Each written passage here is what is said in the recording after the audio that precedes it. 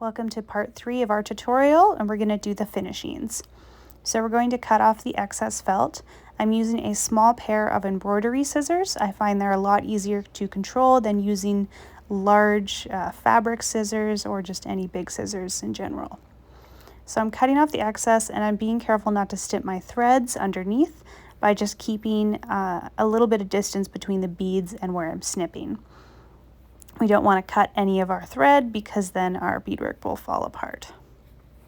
So what I'm using is a lighter, and I'm just going to carefully melt the edge a little bit, and you'll see that this will actually just push that line a little bit closer. It's also going to help to seal the edge of the felt so that our thread doesn't go between the fibers.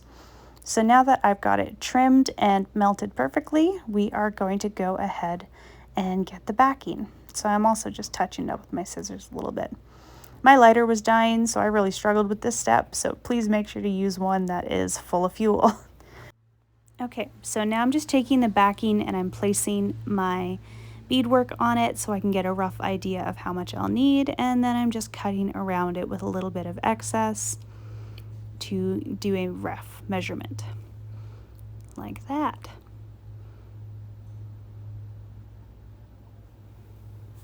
Now I'm just going to flip it over so that we have our good side on the outside. So taking that E6000 glue again, I'm going to go ahead and glue it together. So you want to glue and leave yourself some room on the outside, like a 1/4 inch or 1/2 centimeter, so that you don't have any glue seeping toward the edge. Otherwise your needle is not going to be able to get through the glue once it dries. So you can see I've left some on the outside, so I have room to do my finishing. And we'll just squish it down onto the backing like so. And I just like to squish it together with my fingers. And then we're going to cut off the excess backing. Again, using smaller scissors can be a little bit easier to work with, just for control over your cuts. There we go. Isn't it so pretty and rainbowy? Oh, I love it so much. Okay, so now I am just grabbing some more thread. I've got about an arm's length, and again, we're going to double or triple knot the end of our thread and cut off the excess. Now I'm going to go between the 2 layers to hide my knot. So I'm just going between, and then I'm using my needle just to push that extra little bit underneath, like that, and grab some beads. So I'm going to start with 3 beads, and we're going to do a beaded edged loop.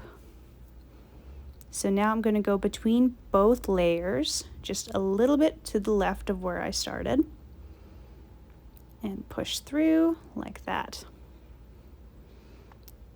And then we're going to pull it tight and go through that last bead like this. And you can see kind of the effect it starts to take. It's kind of like a little lace edge. So now we're going to take 2 beads, and we're going to be using 2 for the remainder of the edge. So I'm going to go over about 1 bead's distance from my last one, push it through both layers, pull tight, and then go through that second bead and pull it nice and tight.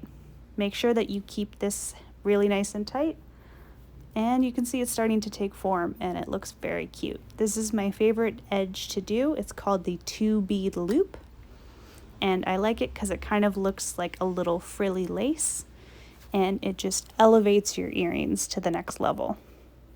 So we're just going to keep going, pull through, and then go through our second bead like this, and we'll go all the way around the earring. I have another tutorial on how to do this edging, but for more complicated shapes like my sunflower earrings. So I've got that one linked as well in case you are working with something a little more complex. Working with a circle shape is kind of a good way to start because it's very, very simple, and you don't have to do any different techniques in order to make it look nice.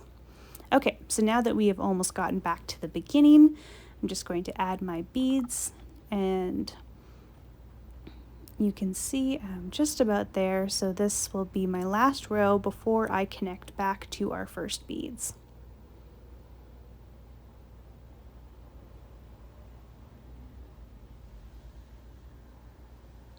There we go. Okay, so now to finish off the edge, I'm going to take one bead to finish. And what I'm going to go do is go through that first bead that we laid down.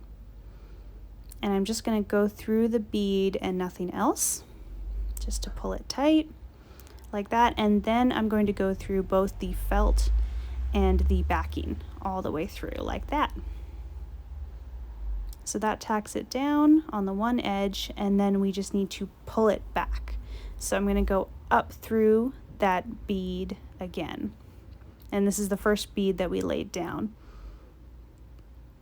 So you can see, and once I pull that tight, you can see now it's completely uniform with the rest of the edge.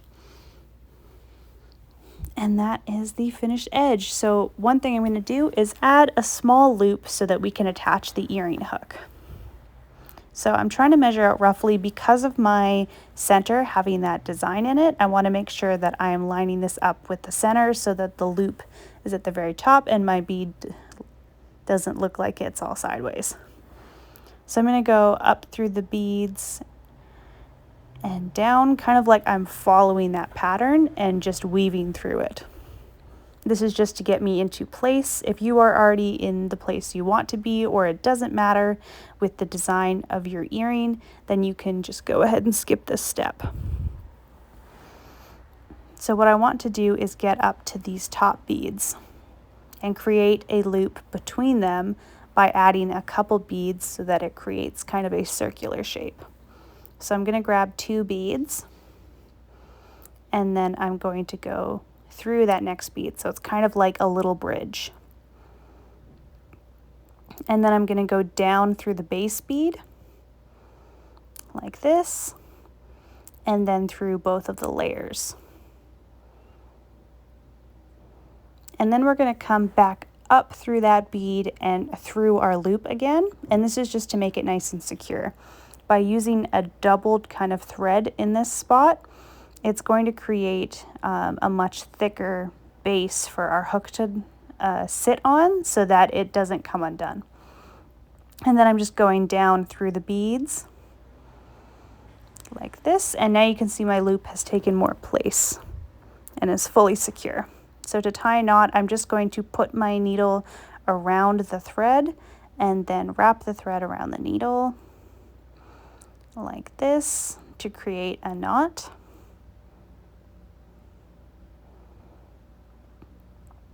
So again, I'm just pushing my needle through that little thread that you can see that tacks it down, and then wrap my needle around my thread and tie a knot. Like that. And to finish, I'm just going to put my needle back through that bead, and I'm going to pull the thread tight so that our knot kind of slips into that bead and you don't really see it. Like that. And then we are all done, and we can trim off the extra thread. And then I'm going to take my lighter to just carefully burn the edge of that thread as well too, so that we don't see it and that it creates a blunt edge like that. Now my lighter again was dying, so I couldn't really burn it enough, but you get the idea. There you go. And now it's all ready to attach our earring hook onto. So these are some 22 karat gold plated hooks that I got off of Amazon. And I'm just using my pliers to open up that circle by turning it to the side. And then I am just threading it through my little loop and then bending it back with the pliers. And there is the finished earring. I hope you liked this tutorial. If you did, please give it a thumbs up. And if you have any ideas of other tutorials you'd like to see, please comment them down below. Thank you.